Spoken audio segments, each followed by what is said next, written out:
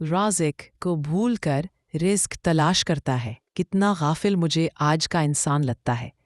लोग तुमसे जो चाहें छीन लें, तुमसे तुम्हारा रिस्क कोई नहीं छीन सकता। इंसान रिस्क के लिए दूर दूर तक जाता है, मगर रिस्क देने वाले को भूल जाता है। जब तुम्हारे घर रिस्क में तंगी महसूस होने लगे तो अपनी बहनों और बेटियों को दावत पर बुला लिया करो।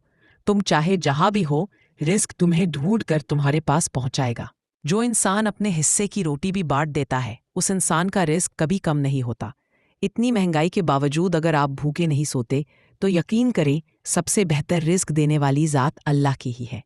अगर रिस्क अक्लमंदी और दानिशमंदी से मिलता तो जानवर और बेवकूफ़ जिंदा ना रहते, भूखे मर जाते। रिस्क तो सखावत में पोशीदा है, जबकि लोग इसे ज़्यादा मेहनत में तलाश करते हैं। दिन में रिस्क तलाश करो और रात में उसे तलाश करो जो रिस्क देता है। रिस्क मेहनत से आता है और शुक्र से बढ़ता है।